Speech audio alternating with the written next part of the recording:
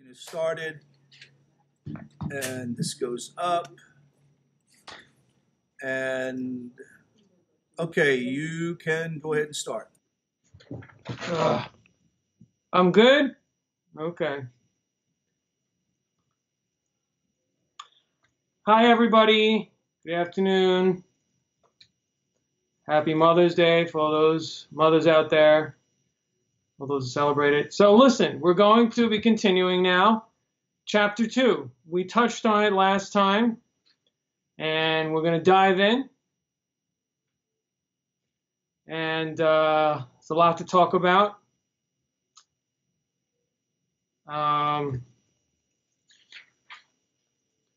As usual, we're going to be dissecting each word and trying to find and understand the significance of each word based on the sources, the commentaries. And we're also going to do something fun today, which is we're going to examine some of the midrashim, the midrash on this chapter, at least on the first few verses today. Hopefully we'll have time. So let's begin. Chapter 2. I'll begin with the Hebrew and then we'll read the English. Lama ragshu goyim u'umim yegurik. Why do nations gather and people speak futility? Yitgatzavu malchei eretz v'roznim nosdu yachad al Hashem ve'al Mashicho. The kings of the earth rise up, and rulers conspire together against the Lord and against his anointed. Nanatka et mosrotemo v'nashlicha mimena avotemo. Let us sever their cords and cast their ropes from us. Yoshev bashamayim yischak, Adonai yilag lamo. He who sits in heaven laughs, my master mocks them. Az yidaber elemo v'apo v'charono yiva'alemo. Then he speaks to them in his anger and terrifies them in his wrath. Vani nasachti malki al Tzion HaKodshi. It is I who have anointed my king upon Zion, my holy mountain. Asaper el chok Adonai, amar elai b'ni ata ani hayom yiladeticha. I am obliged to declare, the Lord said to me, you are my son, I have this day begotten you. Shal mimeni avetna goyim nachlatecha v'achuzatcha afsei haaretz. Ask of me, and I will make the nations your inheritance, and the ends of the earth your possession. To'em b'shevet barzel kichli yotzer tenavtem. Smash them with a rod of iron, shatter them like a potter's vessel. V'atam lachim haskilu yivaschu shoftei haaretz. Now be wise, you kings, be disciplined, you rulers of the earth. Ivdu et Adonai b'yirah v'gilo b'yirada. Serve the Lord with awe and rejoice with trembling. Nashku var pen yanav v'tovdu derech ki yivar kemat apo ashrei kol choser bo. Yearn for purity, lest he become angry and your path be doomed. If his anger flares for even a moment. Fortunate are all who put their trust in you. Okay, I read this entire chapter for a couple of reasons. The main reason is I want us to think about this chapter as a whole, not just as one sentence, because we do many things when we learn together. As I mentioned before, we dissect each word, we look at the particulars of the word, the particular of the verse. But I also wanted to make sure that we get holistically the idea of what's going on in the entire chapter. Because particularly here, it's one conversation, we're talking about one subject. And I wanted to bring out some points about the subject, the main substance of the entire chapter, and also a little bit of the vagueness, a little bit of the mystery in this chapter. Some of the questions that should kind of stand out, maybe glaring in the chapter. So let's begin with, as usual, with some questions. We begin, why do nations gather? So first of all, it's a very odd way to begin by asking a question. Why do nations gather? We don't start saying it's Psalm of David or anything else. We just say why.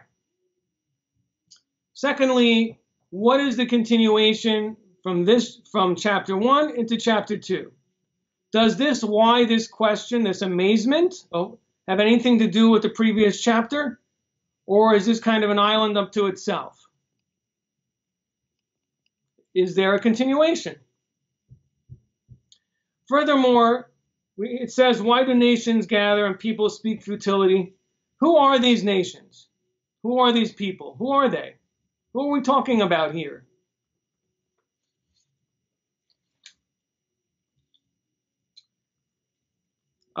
We speak about the anointed one. Who is this anointed one that we're talking about? Who is he? Obviously, people who maybe are familiar with Christianity, seeing a reference to a mysterious anointed one may bring up some questions. Is it? And it's interesting that actually there are commentaries the Radak has a whole discussion here to refute Christian claims in reference to this chapter. So who is this anointed one? Who is this person?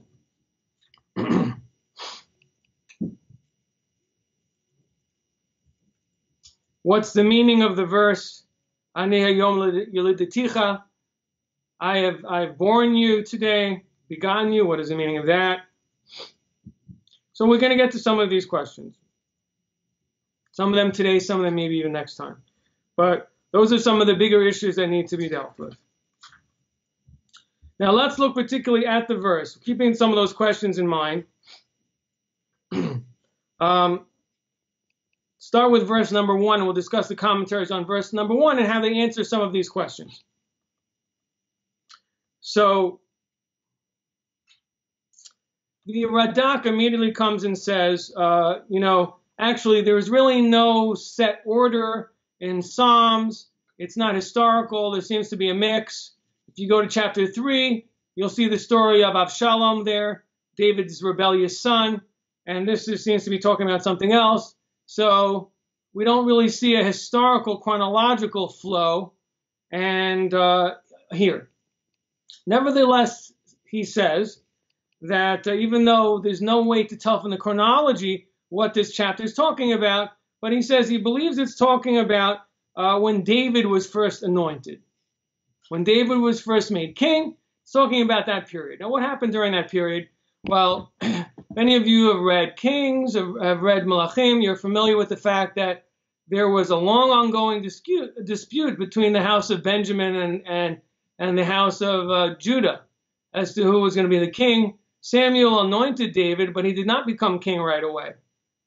Saul continued to be king, and in fact, he actually pursued David and tried to kill him for a while. Eventually, Saul was slain in battle. He and his son Jonathan, who was a very, very, very close friend of David, they were both slain by the Philistines. And at that point, still, the dispute continued.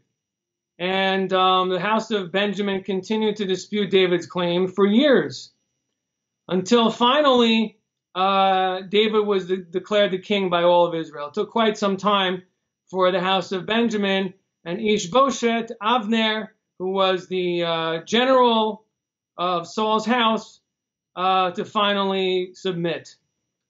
So at that point, the Philistines gathered together to make war against David. And the Radak says that's what we're talking about here.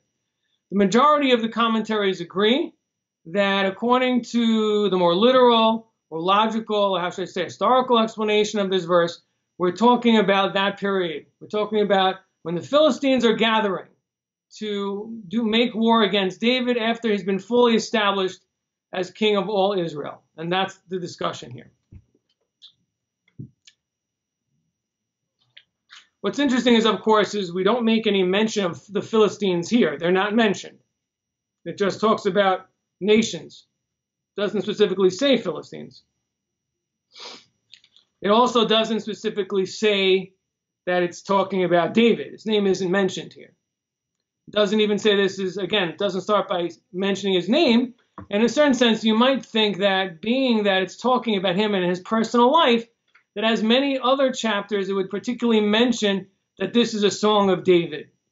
particularly that's talking about his personal life. But it doesn't do that.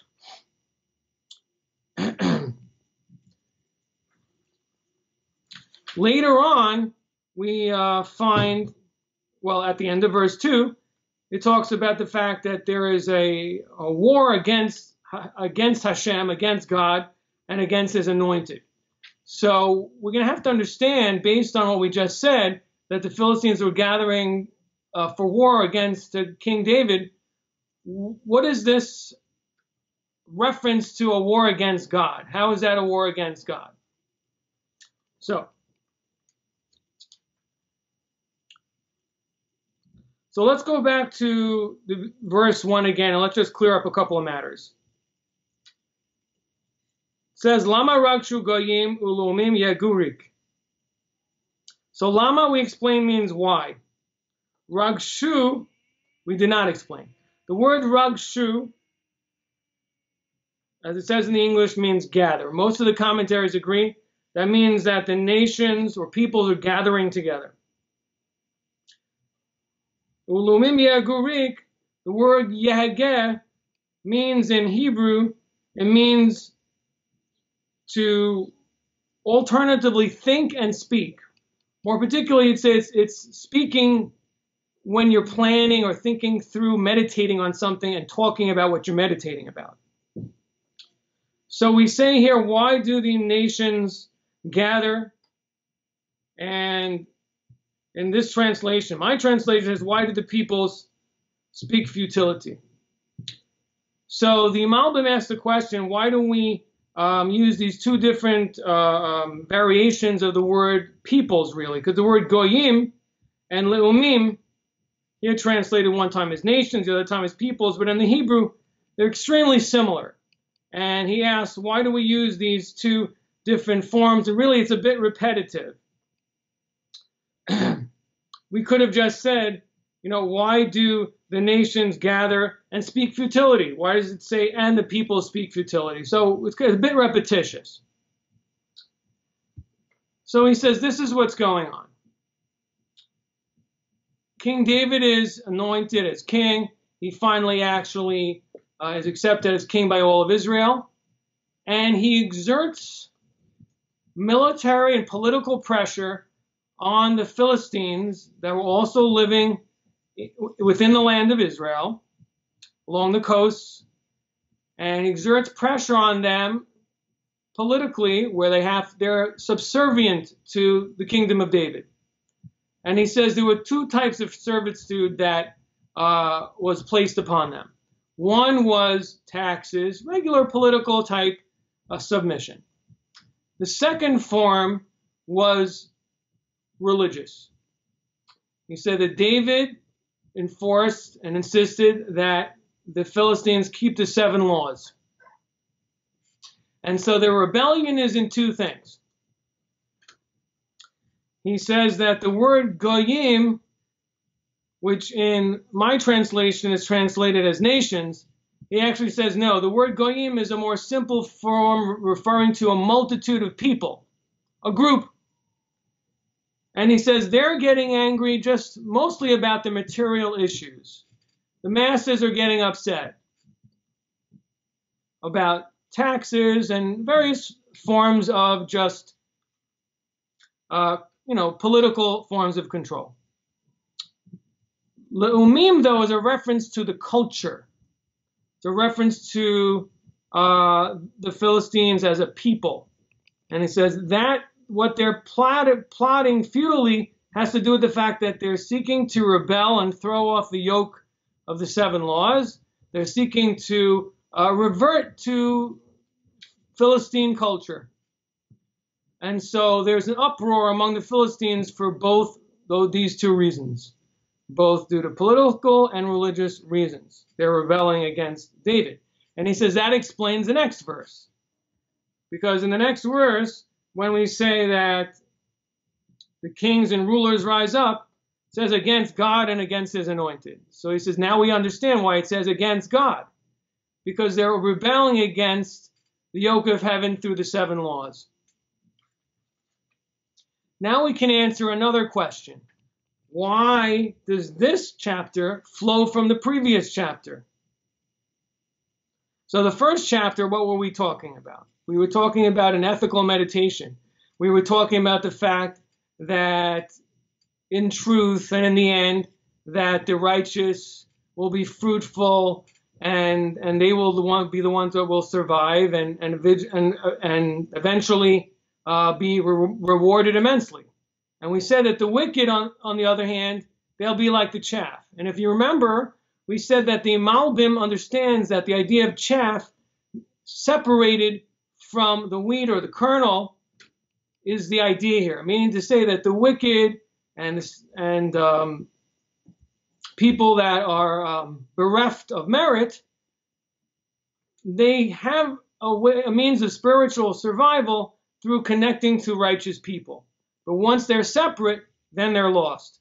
So the message is, these Philistines didn't learn this lesson. If they would have understood this lesson, they wouldn't have rebelled against David, because they would have understood that both in terms of keeping the 7 laws for their own benefit, and also even politically just supporting the house of David, which was established by God, and supporting that righteous kingdom, even that alone is going to bring them great blessing. So that's the lama. Why? In other words, the amazement is, why are you doing this? Why are you thinking to rebel against David? If you would have taken a lesson from what we've said, you wouldn't be doing this. So that's the Malbim's approach. And he goes on to say, in the next verse, which is verse 3, he explains that he says, why again do we have this double language of severing cords and casting ropes? So he says that also is 2 different types of yokes. One is the political, and one refers to the ethical and the ideological. He also has a second interpretation where he says it's actually both referring to ideological, it's referring to the 7 laws. And the Mosrotemo, cords, are a thinner and weaker bond. That's referring to laws that are not perceived by human understanding, which would be which ones? That would be prohibited sexuality, would be a little bit more hard to understand in terms of an ethic.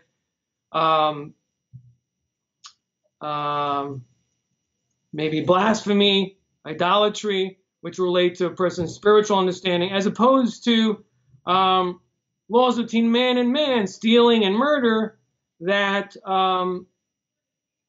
everyone understands is part of a human ethic. So those laws referring to theft, murder, adultery, those are the ropes that are heavy, and even those they were seeking to cast off.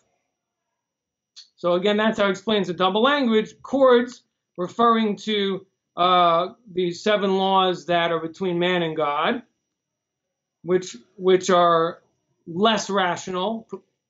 And the laws between man and man, those are more something that a person could naturally, rationally understand on their own, that you're just not a good person. And even those they sought to discard.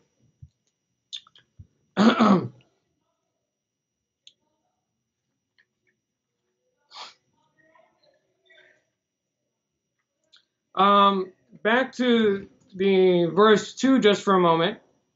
Similarly, he says, the kings of the earth and the rulers conspire together. Similar idea. The kings refer to the nobility, those who are sensing the threat to their ideology. And the Roznim, just the rulers, are just, again, a kind of a gathering of multitudes of people, and they are upset about paying more taxes and things like that. Okay.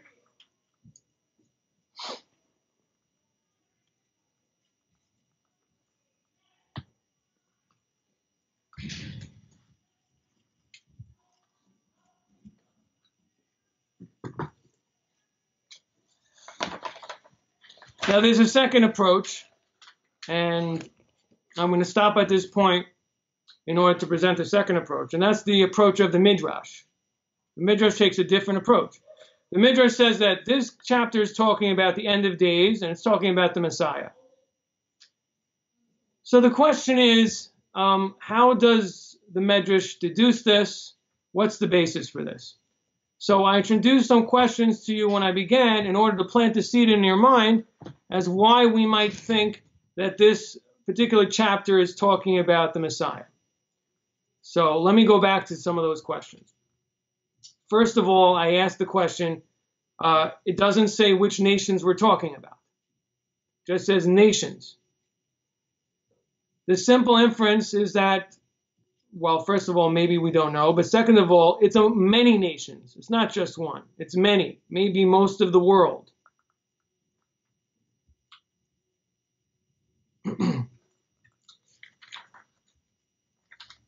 I believe one of the second point for why the Midrash understood that this chapter particularly refers to the end of days is because in verse 2, it says that they plotted against God and against his anointed one.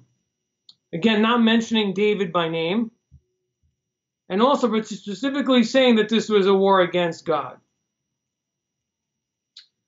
That type of a war in such a particular pointed manner is only really going to be at the end of days. In other words, the nations will gather together once the Messiah is established, and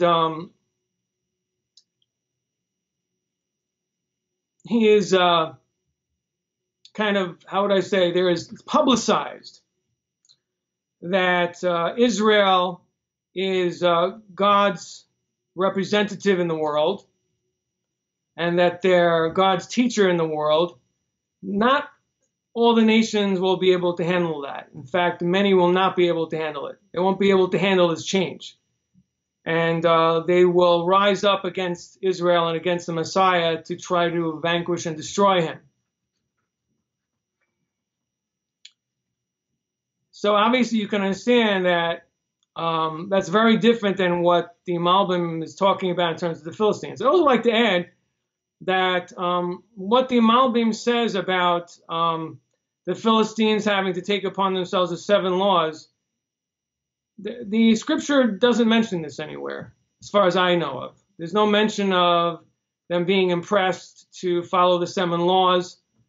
And so you could argue that the Midrash failed to see an explanation of how this war, or the war of the Philistines at least, was a war against God. It's true, and the commentaries do say this, that due to the fact that David was anointed by God,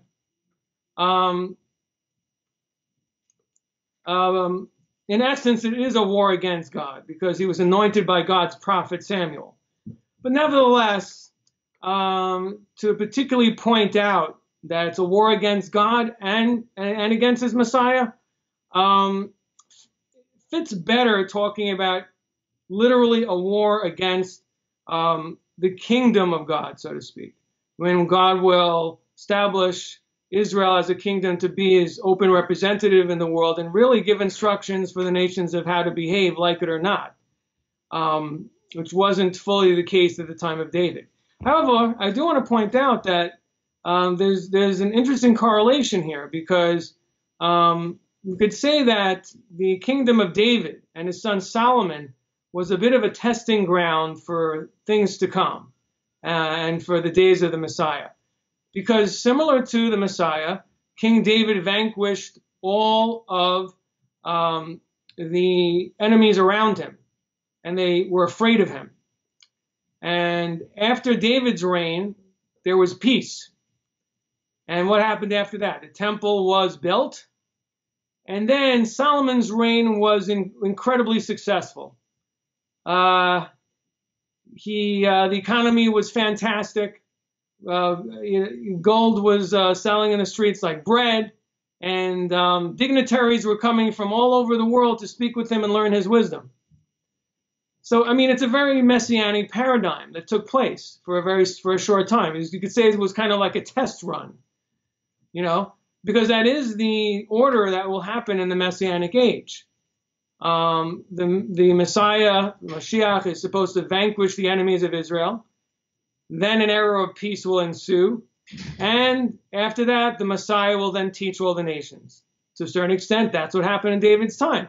David was that category of Messiah, the warrior king who vanquished the enemies of Israel to the extent that they became afraid. They just couldn't beat him and they just gave up.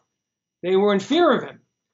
And after that, King Solomon built the temple, and he became a beacon, and Jerusalem became a beacon of light, and all nations and their leaders came to him to learn from him and to gain knowledge and understanding and wisdom. So if you think about it, it was really a test run. So there is actually a parallel between the two understandings of this chapter. There's a clear similarity. Now, I just wanted to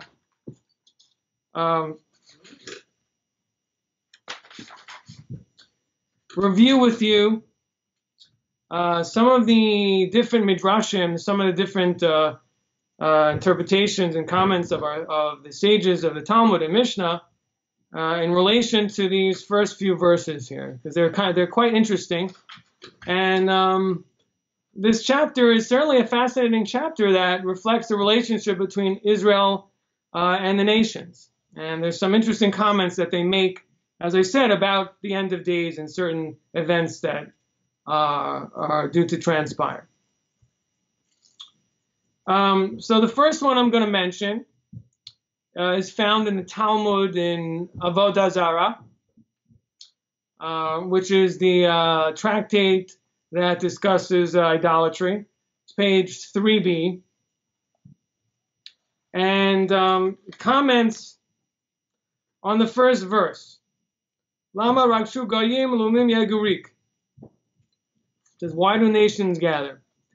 So interestingly, it makes a comment that this is a question that some people of the nations will ask. It says that in the end of days, many non-Jews will begin to practice Judaism. Evidently, we're talking about a period of time where, again, the Messiah begins to spring forth, and he's showing a lot of success.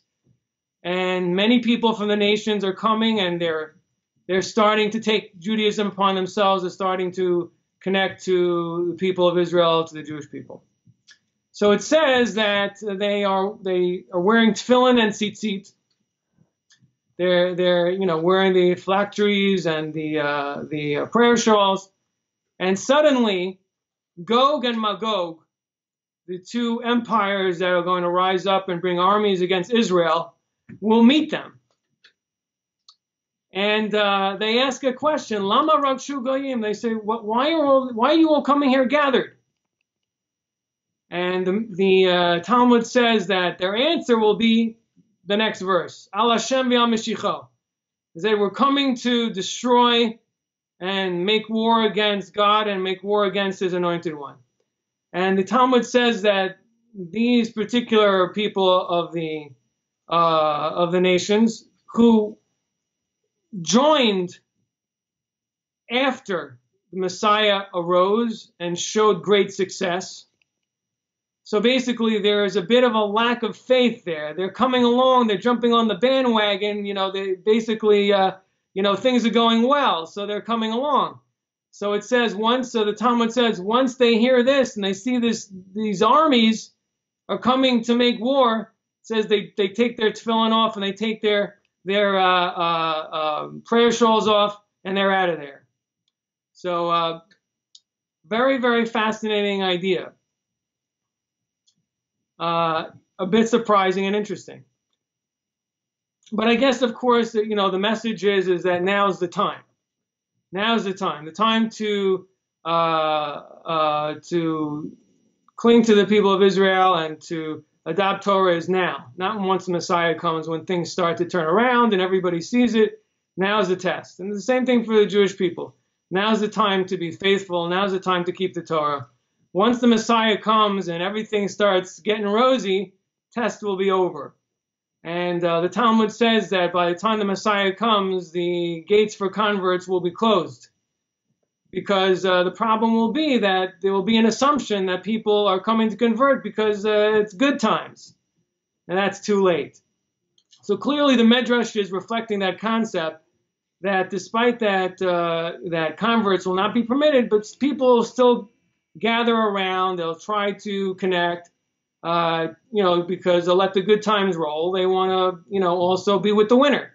And the Midrash and the Talmud is saying that they won't be able to withstand the coming tests after that, even during that period. And the Talmud continues that that's the meaning of a verse further in this chapter, Yoshev Bashamayim Yischak, that he who sits in heaven laughs. And it says that when God will see this event, he's going to laugh. And I guess, again, continuing the verse there, he's going to mock them. It's a kind of a laughter out of, kind of shaking your head like, oh, okay. You guys are not the real thing. So that's one very fascinating Midrash. Again, I think the point to us that we can take away from it is now's the time.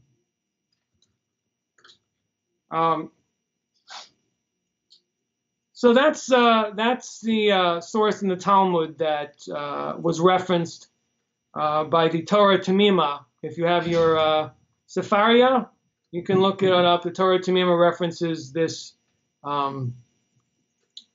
portion in Talmud in Avodah Zarah. Now we go on to the Midrash Tehillim. Let's see what the Midrash says. Some interesting things also on these first few verses. So again, back to the beginning.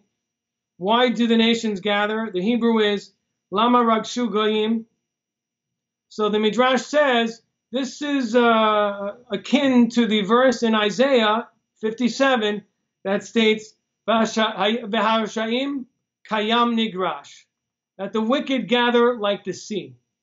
So the Midrash comments, in what way are the wicked like the sea? In what way are therefore the nations like the sea, that they're gathering these enemies of Israel like the sea? How are they like the ocean?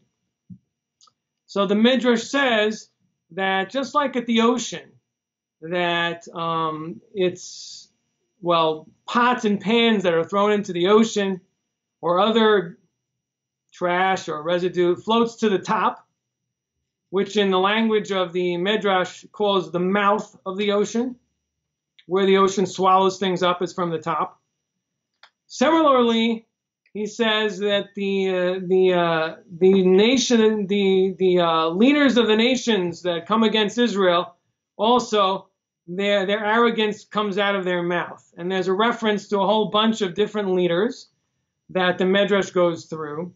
Pharaoh, who said, "Who is God?" And it talks about Sisera, who was one of the kings mentioned in Judges, who blasphemed against God. And it goes through a list. Sancheriv also thought he was greater than God. They boast. They're all boastful. And the Midrash goes on to say that obviously they're boasting in vain. In the end, they've all been destroyed and vanquished. And similarly, it says, so too, Gog and Magog, we go back to that concept again. In the end of days, they're also going to stand up and they're going to make a tumult and they're going to threaten and speak out against the Jewish people and against God, and they're going to be destroyed. So that's the first Midrash. Interestingly, we see that a lot today in terms of the Jewish people's enemies, that they do a lot of talking. Iran, for example, they talk a lot about how they're going to destroy Israel. It seems to be a common thread. And also, obviously, the enemy of the Jewish people in the 20th century, he would talk about it all the time. He was always boasting how he would destroy the Jewish people. Actually, interestingly enough, this reminds me of a story, which I wasn't planning on mentioning, just came to my head at the moment, that this anecdote that my grandmother told me, that in 1945, Hitler was in his bunker, may his name be erased, and it was around Purim time. And she told me that she heard him speak, and he said that he warned the world. He said that today is an anniversary or commemoration of Purim, where the Jewish people were saved, where there was a decree to annihilate them, and did not succeed. And he said from his bunker that this time we must succeed, and the Jewish people must be annihilated. So even from his bunker, he didn't stop speaking hatred and threats until he shot himself in the head, evidently. May his name be erased. So in any event, this seems to be, for some reason, a pattern of boastfulness. I mean, I don't really think it's surprising because there's an element of arrogance in all the enemies of Israel. And the truth is, it's a difficult issue, is a tension, because it comes back to the issue of chosenness. It comes back to the issue of a refusal to recognize Israel's place. You know, it comes from the refusal to understand Israel's role.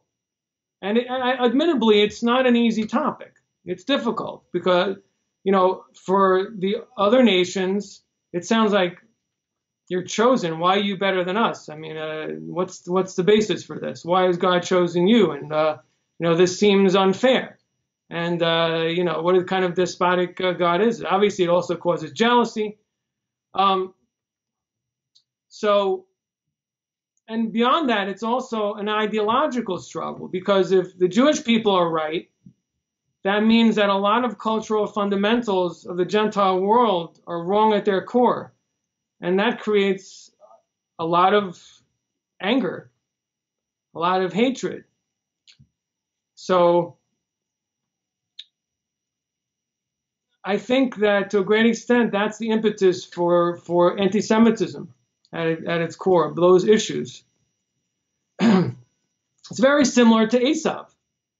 Esav wouldn't accept that his brother was the one who really was merited to be the firstborn, even though, you know, it was so wrong because he wasn't willing to take the responsibilities, but he wanted all the perks. And he wouldn't accept that. And I think you can see a similarity there also, in a refusal to recognize that this chosenness is no easy gig. You know, it has not been an easy time.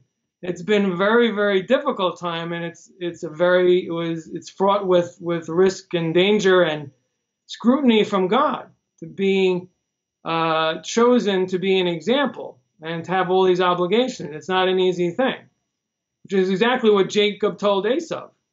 At least the Midrash tells us that when Esav came for the lentil soup and he was so hungry, and Jacob said to him, well, why don't you sell me your firstborn rights? And he said, what is it anyway? I don't know what it is. He said, well, there's a lot of obligations and the punishments are very severe. You have to do the work in the temple, and if you do it wrong or if you're impure, then you're punishable by death. So he said, you know what? I don't need this. You can have it. I don't want this. You know, so you know, I think there's something very profound there. And that is that the entire Jewish people are really in that position. You're kind of like the high priest, where you have a very heavy responsibility to stay true to the Torah. And if there's failure, the consequences are dire. When the children of Israel lived in the land of Israel, and they did not behave properly, and they forgot who they are, and they assimilated to be just like the other nations, and they committed idolatry, eventually the temple was destroyed, and there was horrible, horrible wars and horrible massacres. So it's a very, very heavy responsibility, and in essence, the chosenness doesn't really come from a particular worthiness of Israel in particular, but it comes from the worthiness of the patriarchs. And it comes from a will of God in order that Israel should be his object to bring about providence. It's not some kind of,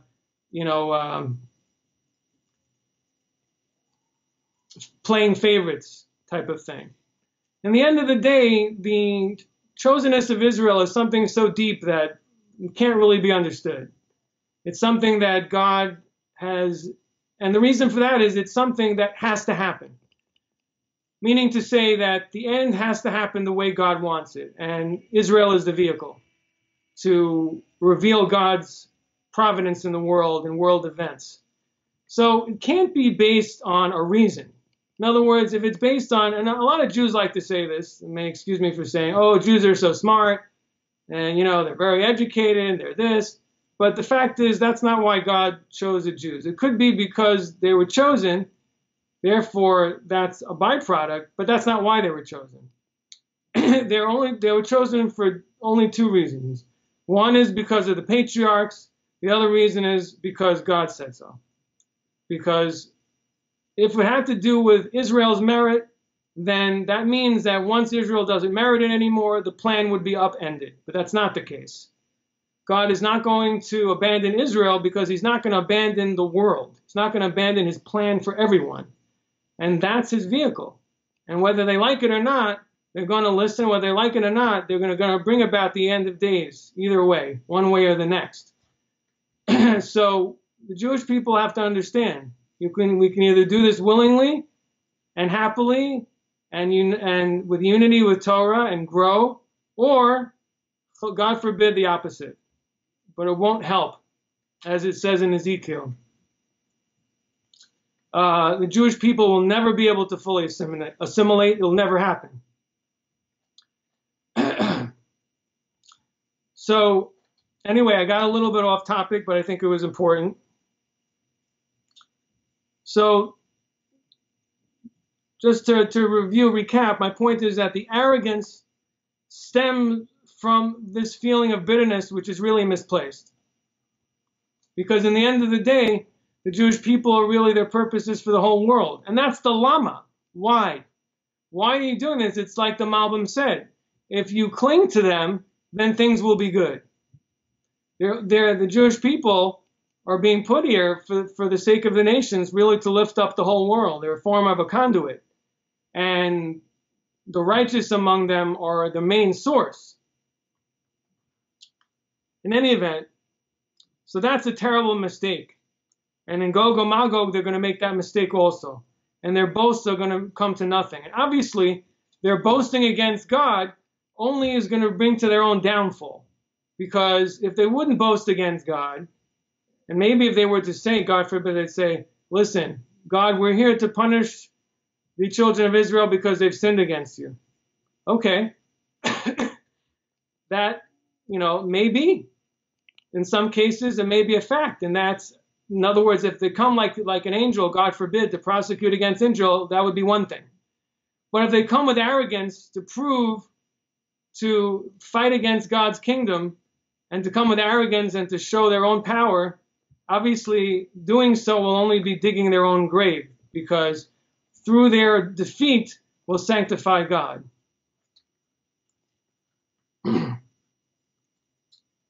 Okay.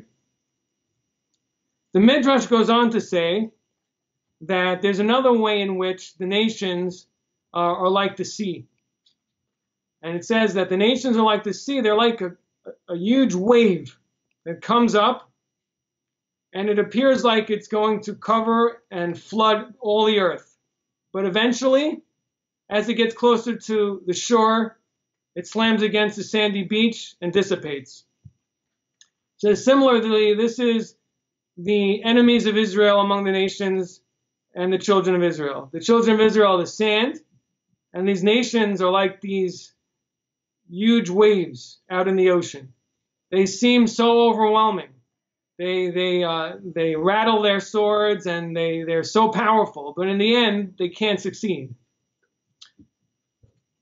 So this is the Midrash. I wanted to just add to it. The idea about the sand is very interesting. And we know that when God speaks to Abraham, or is it Jacob? He also makes a reference to the Jews being like the sand. And there's a distinction between the sand and the stars. When God speaks to Abraham in Genesis, not in Genesis, but it's in Lech Lecha or Vayera, he says that the Jews will be like, he brings them up to show them the stars, and he says, your seed are going to be like these stars. And then later there's a reference, I think it's with Jacob, that God says, your children are going to be like the sand on the ocean, on the beach, on the edge of these seas. So we know that obviously the stars, they're brilliant and they're untouchable. They're way above us. There's nothing you can do. You can't reach them. Unless you give NASA another couple of $1 billion, you're not getting there. But the sand is just the opposite. The sand, you step on it, and as the waves come in, they pull the sand out. The sand blows in, the sand blows out, and so on and so forth. But in the end, do the waves succeed in uprooting the beach? No, they don't. So I think these are two paradigms of Israel. There are periods of time where Israel is riding high, President Trump moving the embassy to Jerusalem, and the Jews are looking like they're the stars in the sky. Nobody can touch them. But then there is times where they're like the sand, and they're being thrown around and thrown about. But yet, at the end of the day, they remain. And all those great waves, they dissipate, they disappear like they were never there. I think it's a very, very powerful metaphor to the nations. And obviously, this is really something that we all need to think about, but particularly non-Jews. I think it's particularly a message because, as the verses say, we need to look at the history of the Jewish people. And one of the purposes of the Jewish people in the world is that the nations should look at them and see providence, as I mentioned before. And this is one of the ways, like exactly as different Gentile thinkers have said. Like, what is the secret of the Jews? How is it that they're still here?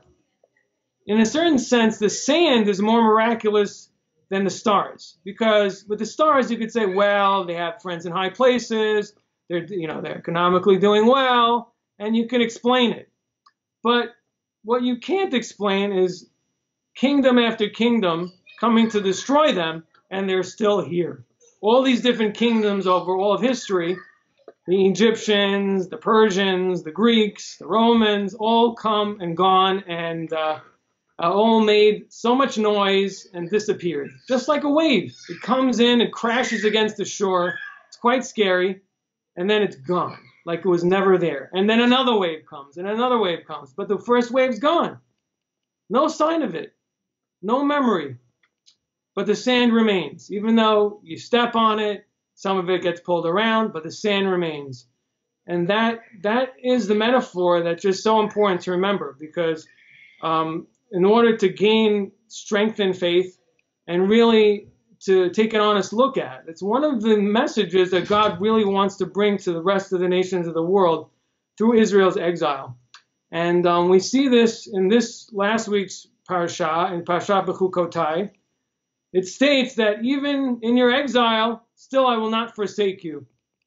And so again, you can say it's coincidence and this, but it says it expressly in Scripture. And this is what's happened.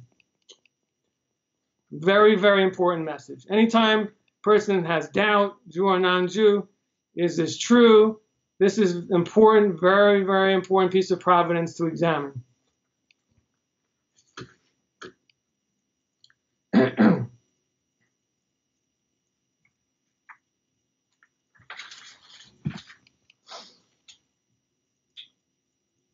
So,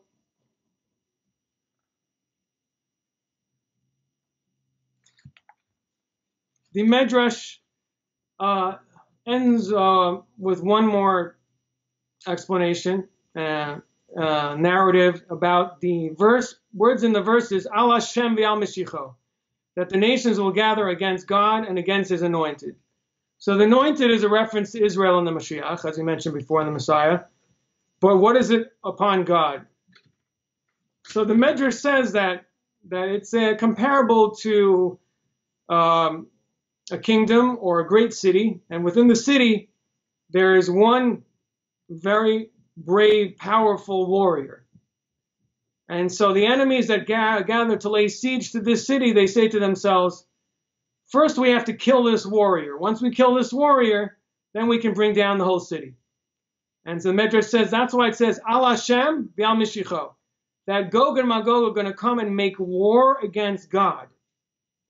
First it says Al Hashem, against God, and then on his anointed. They're going to come and try to make war against God, thinking that since God is the shield of this people, if we make war against him, we can defeat them. Okay, it fits into the words to a certain extent, because again, it says God first. They're going to make war against God and against his anointed. And in a certain sense, in a little bit it makes sense, because yeah, you're right. It's God is their shield, so if you have to defeat God. Of course, the problem is, how can you defeat God? What are they thinking here? The truth is that we find this quite often in the Midrash, that and in the Talmud, that various enemies of Israel have attempted through spiritual means to defeat Israel. I mean, the first of them is Bilam, of course. He attempts to curse God, ask God's help to curse Israel.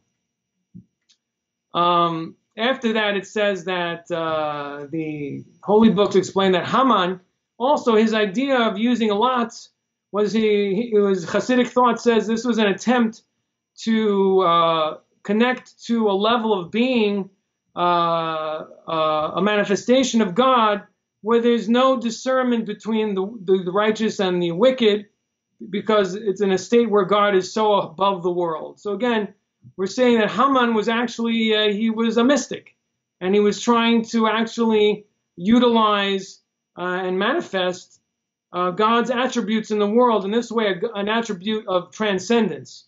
And that through that transcendence, he'd be able to somehow utilize God's powers. So it's a very, very strange thing. How could any of these people think that God will somehow be on their side?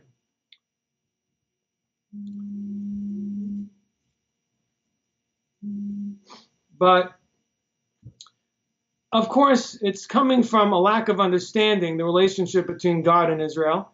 It's also coming from a lack of understanding of God. And it seems that these Gentile enemies, as we see with Pharaoh and with others, they don't understand the concept of what God actually is in reality. I mean, right away in Exodus, we see that Pharaoh says, who is God? And he's talking about the four-letter name, the creator,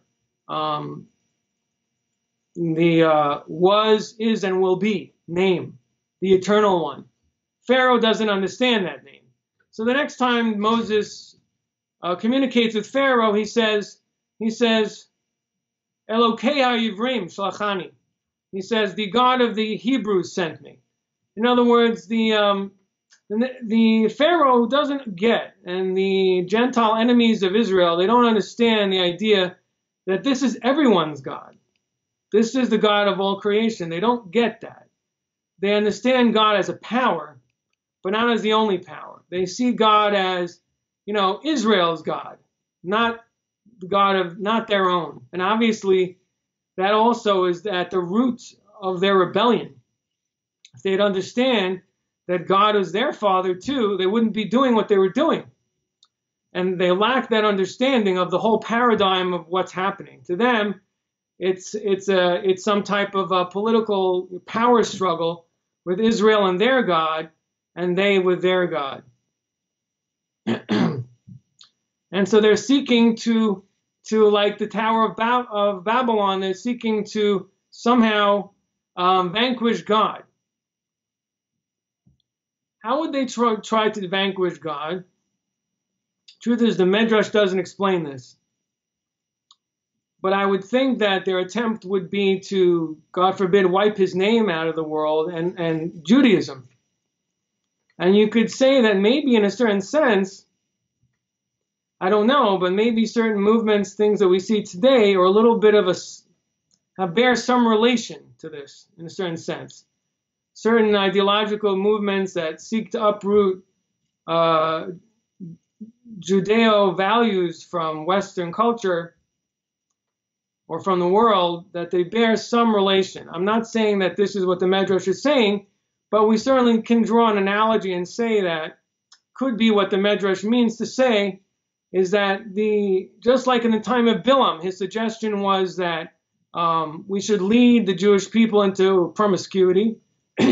That what the nations are saying is that before they attack Israel militarily, they want to spread ideologically. They want to wipe away through propaganda, through various ideological means and information war to wipe out, God forbid, the God of Israel from the world. And that could very well be the meaning of this idea that Al Hashem V'al Mashicho, that the war of Gog and Magog will first be ideological in order to silence God's voice from the world. You can look at it this way. I think there's a concept out there that spiritual beings, they only have strength if we give them reverence. It's a very old pagan idea. If you call out to them and you fear them, it gives them power. So I think it'd be fair to suggest that this is what the Medrash means, that these enemies of Israel will first attempt to silence and defame God in the world. And once they do that, then they'll try to destroy Israel.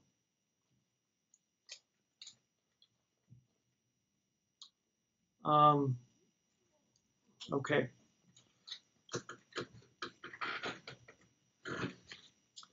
And obviously, the verse 3 and 4, I should say, relate to this, because, as we said, the severing of the cords and the ropes would be a reference to God's commandments. And finally, in verse 4, we say that God laughs, because in the end, the Yoshev Bashamayim, what is a Yoshev Bashamayim? He's sitting in the heavens. In other words, he's far and silent. The idea of God being in the heavens often makes man feel alone. He's all the way up there, he's not here. In other words, during a period of God's silence, where these enemies succeed in defaming God and mocking God and trying to convince people that Jewish values are wrong, God is laughing, because in the end, he's going to mock them. In other words, this is going to bring to their downfall in the end. As we said in the previous chapter, this behavior is only going to build up their sins against God. It's only going to eat up their own merits, whatever they may have. And in the end, these enemies will be destroyed.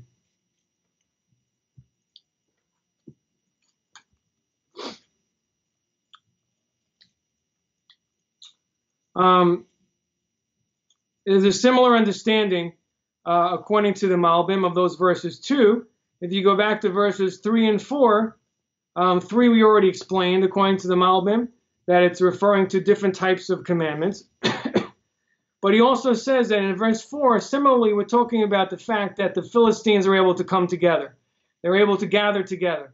They were able to defeat Saul. So God is kind of aloof and silent. And we wonder what's going on. Why is he doing this? But really, Yitzchak, he's laughing. And the Malbim explains that laughter is different than other qualities. And what he says is, usually when a person is angry, and they're perturbed, the person they're angry at is also agitated because of their own anger. When a person shows compassion, there's compassion back. But laughter is different. When you laugh at someone, it causes the other person embarrassment. So there's a dissonance between the reaction of the person who's laughing and who's being laughed at. And he's saying that's what we're talking about here. God may be silent and laughing, but the reaction and the effect on the enemies of Israel will not be a positive one.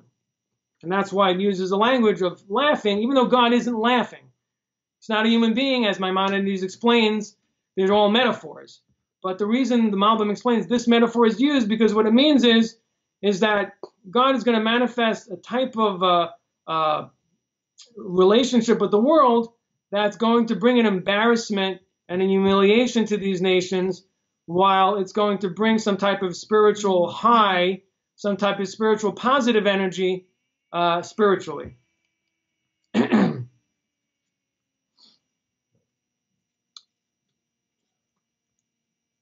So now in verse 5,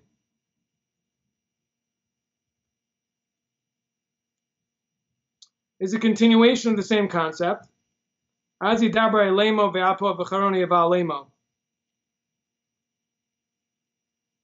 That then he's going to speak. It's really an introduction to the next verse. That at that point, God is going to show his wrath. Why? Because I've anointed my king upon Zion, my holy mountain. In other words, just at this period of time where the Philistines are gathering, God has anointed David and invested in him divine inspiration and strength in order to defeat them. So I wanted to talk a little bit about the next verse, and I'm going to finish with that. The next concept, and that is in verse 7, we say, Asapra al chok Hashem, Amar Elai b'ni ata, ani hayom yelideticha. So I am obliged to declare, the Lord said to me, you are my son. I have this day begotten you. So the question is, what is the meaning of son in this context? This could, God forbid, be misleading, to be taken as a reference to God having a son.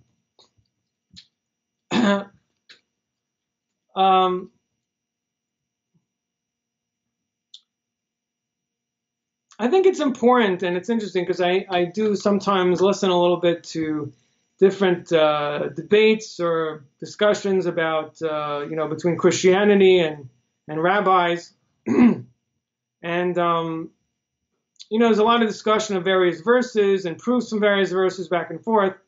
But I think it's important to keep in mind, as the commentaries here state, and as Maimonides says, that it's really the other way around.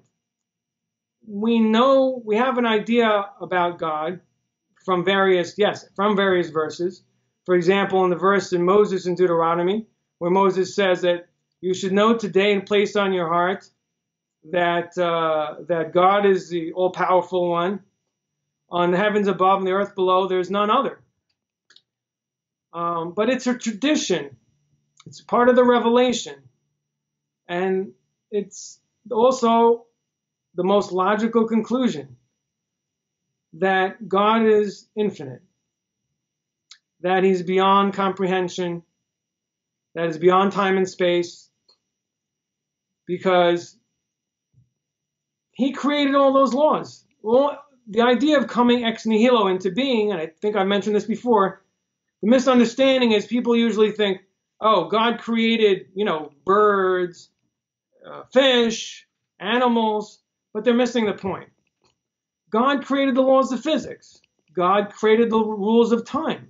There wasn't anything before. God is the infinite and perfect. That's the first fundamental point of revelation. And based on that point, everything else flows. And so the Radak says here that the idea that God can have a son is an absurdity. If God has a son, there's no unity. The idea of God being one can't be. Because if God can have a son, that means that he's a being within space, within an environment, creating an offspring. That can't be. If he is the one creator of everything from nothing. So he goes on to bring proofs. In any event, there are scriptural proofs that the word son means a disciple. The word son means a servant. And of course, the famous verse in Exodus is brought where Moses tells Pharaoh, B'ni Bechori Yisrael, my son, my firstborn Israel. Now, obviously, we're not talking about that all Israel are some kind of angelic beings. So what's the meaning of Israel being God's son? It's a reference to their being a servant. So there's an idea that a son honors his father, that a son behaving as a son should is like a servant of his father. He's a loyal representative of his father. And that's what a son is. A son takes care of his father's affairs. A son listens to his father. He's obedient. And that's the meaning of a son.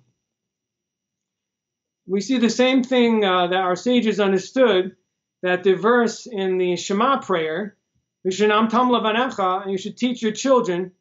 The sages say, Rashi brings us, Elo talmidim, this refers to the students, that the word sons in the verse, and you should teach your children, means teach your students.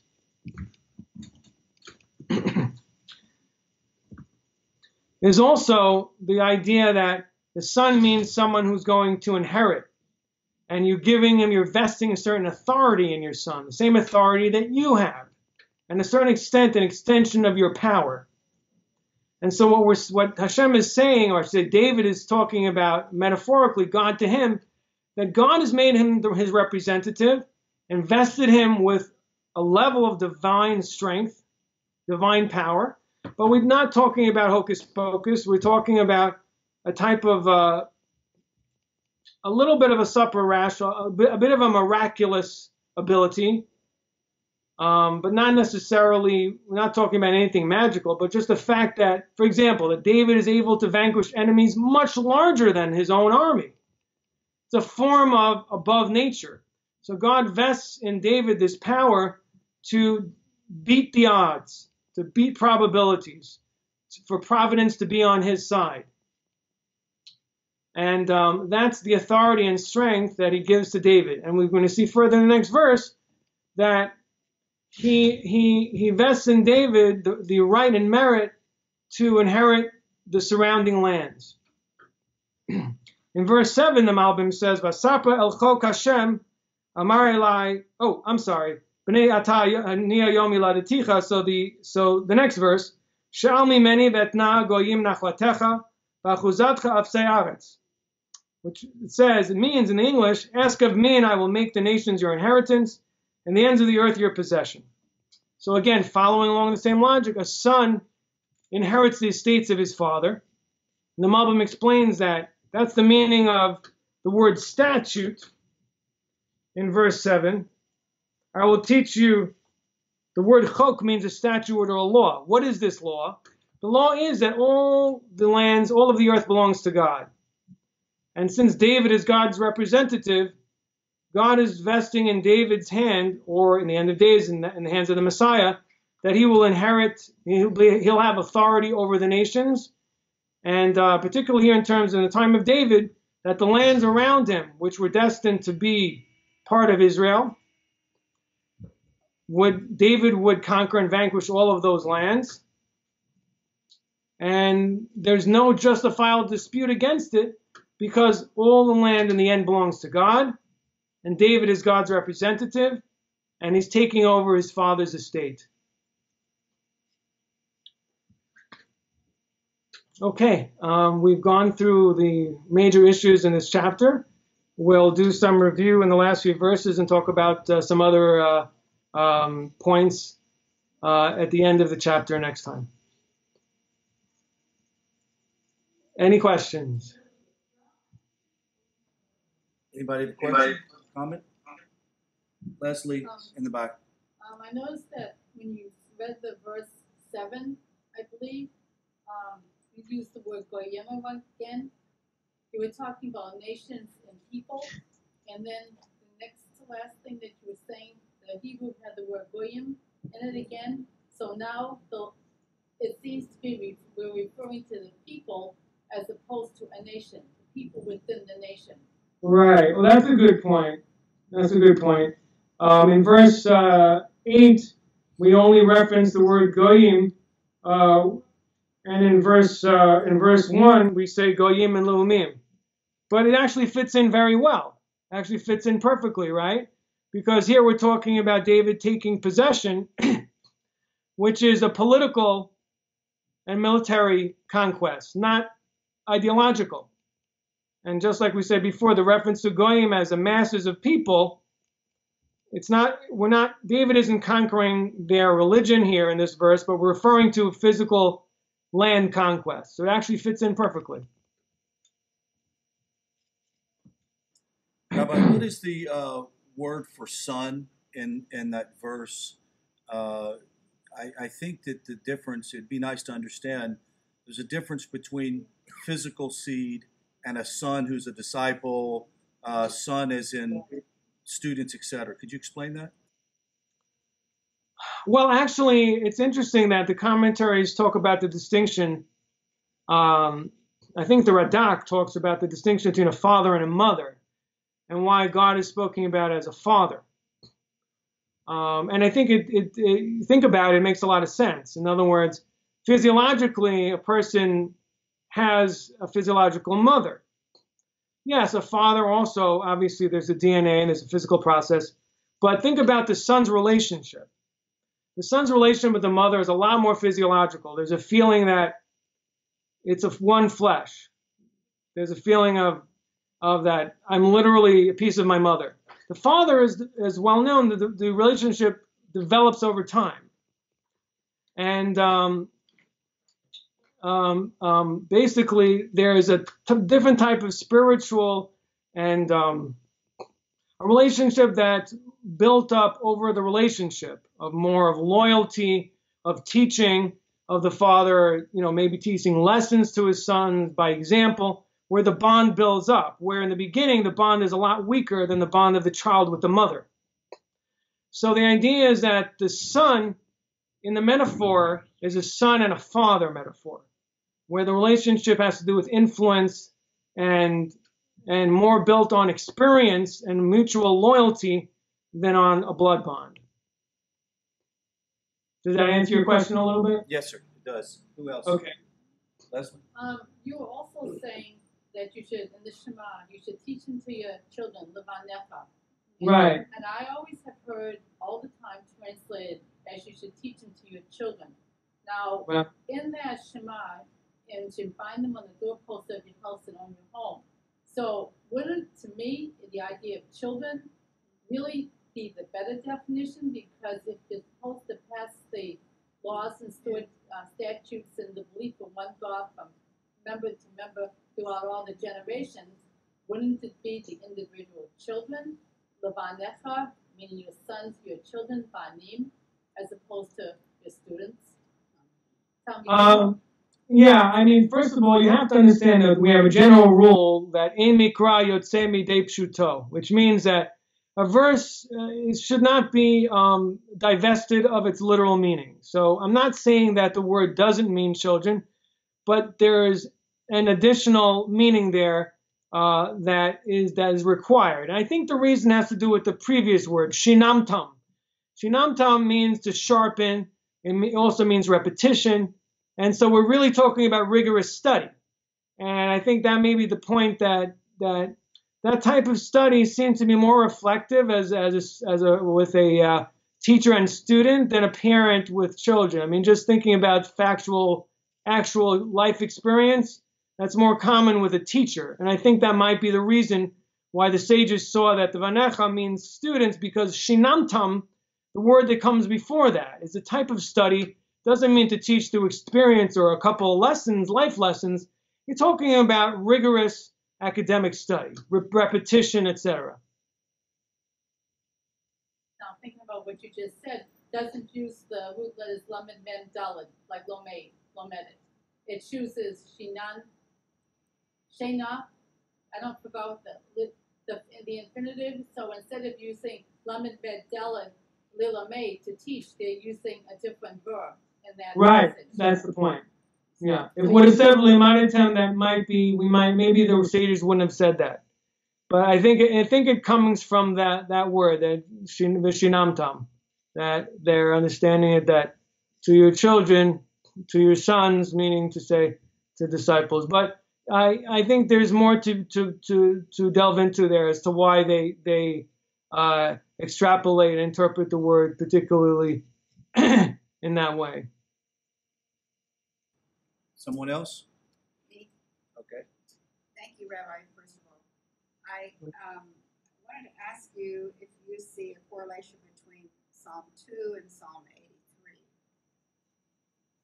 83. 83 starts off, Right.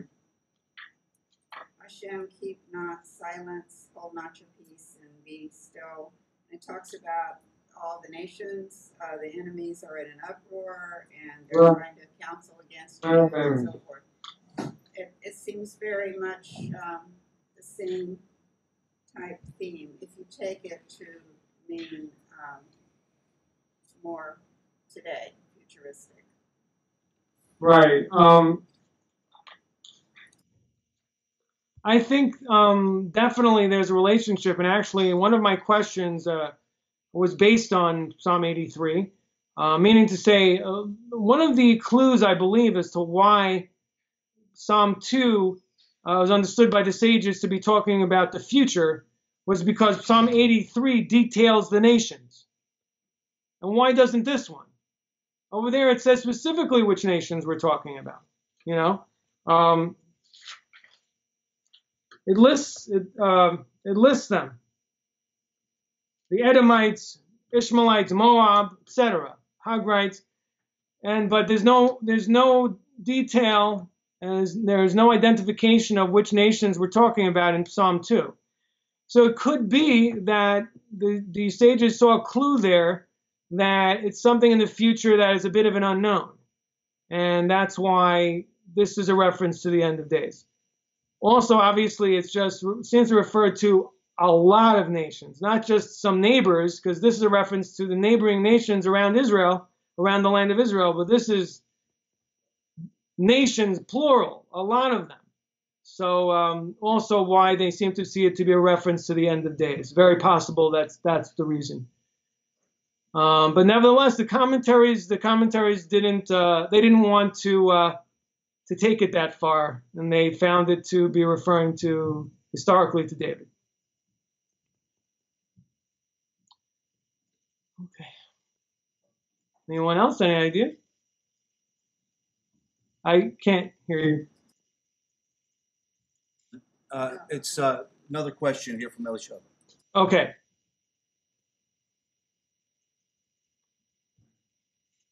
I'm not hearing you. There we go. Maybe Rod, you can. Okay. Torah portion of this last week, it talks about that if we walk with Hashem by chance, that He will also walk with us by chance. Right. That made me think of your analogy in the last days of the people who put on the tefillin and all of that. It was convenient, and so we need to do it now and not wait and walk with Him by chance because it's convenient. Correct? Right. I definitely agree with that. But I think I mean, there are many interpretations of the idea of by chance, and also in the reference to Bilam, where God comes upon him by chance. It uses the same language, Vayakar Hashem el Bilam, that it came chance to Bilam. So it wasn't something that was done in a very established way, but kind of casual. There's an element of that too, of serving God in a casual way of when I have time and when I get around to it, and it's not really what our lives are about. But I think really the main issue in what's going on in the curses, in the reference to Kerry and coincidence, happenstance there, is the idea of not seeing God in our lives. The idea of thinking that when things happen to us, that it's just a coincidence, it just happened, and not learning lessons, not getting the message. Okay, and though the thing is that, obviously, people are right. You say, well, come on, is that really why X happened? This happened to you because you did this sin? Who said so? And if we were to do some investigation, we'd find out that, if we check the wreckage, we're going to find this was wrong and that was wrong. Oh, it wasn't God. There was this problem. Why don't we go, now that we now have an investigation committee and an entire thing, now we'll fix the problem. We'll make new legislation, new gun laws, and now we'll be fine. Everything's going to be good. That's the problem, is that there's that concept out there, which is not wrong in itself. Obviously, we have to try to see what problems are and fix them. But the idea is that even though we don't know for sure why bad things happen to us, we must examine our actions. No, we don't have a direct link. There's no prophets today, no one to tell us this happened because of this. But we have to listen to our own conscience, and we have to search. And the Talmud in Tractate Brachot tells us this, that when evil befalls a person, they have to check their deeds immediately. What have I done wrong? Have I done something? I need to correct it. No angel came down and told them. No prophet got up on a mountain and said, this was what you're doing wrong. But a person has to search. And if we don't do that and we just think, oh, okay, I just need a better car, I need a stronger safety belt, I need to eat a better diet, it's all true. But if that's the only conclusion, then the person is not walking with God. The person is walking alone. They're not changing. God sends us messages to try to shake us up and humble us, and we're not getting it. And unfortunately, if that's the case, things get worse. And we see that in the beginning of last week's parasha also. It talks about a process, a sequence of events. If someone doesn't keep the sabbatical year, they lose their property. And if they still don't get the message, they have to borrow money, and they end up borrowing with interest. They still don't get the message. They lose all their money. They have to sell themselves as a slave. And they still don't get the message. Why don't they get the message? Because they don't believe in providence. They don't understand. They think they did something. If they only would have been more devious, they only would have done some this way. If they only would have done that business, then this wouldn't have happened, and so on. And obviously, they point to certain cases in which they see wicked people prosper. And they say, you see, so-and-so does it, he's successful. So it's not because I've done any sin. Because I wasn't enough of a hustler. If I only have done better and been more of a sneak, then things would have worked out better. They're not getting the message. They're not getting the message. The fact is, God's doing them a favor. He's actually communicating with them and making things bad so that they should be shaken up in their life. It's not doing anyone a favor when everything goes smooth and then one day everything falls down one way or the other in the person's life, either in this world or the next world.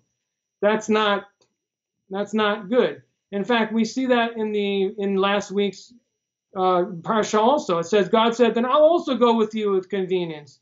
That means also that God may not punish for things, and that causes confusion, because then people don't know how to respond. They don't get any messages, because sometimes it seems happenstance. So that's really a darkness, which causes more confusion. It's not helpful. It's like a parent. If a parent lets a child misbehave and do dangerous things, then all of a sudden they slap them up and give them a lot of punishment, or the child hurts themselves. The parent did no favor for the child. The parent only made it worse. They should have punished them right away, so they should learn the lesson in a small thing before they got themselves into more trouble, but they didn't do that. So the same thing, unfortunately, God is saying that if you turn away from me, I'll turn away from you also, and then you won't see. Who knows if that has to do with what happens today with so many, I won't get into details, but with certain things that cause so much confusion today, where we don't see so much of a providence in certain areas. We see it in certain areas, but there's a lot of confusion. We don't necessarily see that righteous people succeed, and so on and so forth. But in the end, it's a favor for the righteous because their sacrifice brings them more merit, and it only causes more trouble for those who are rebellious because they're not getting any message.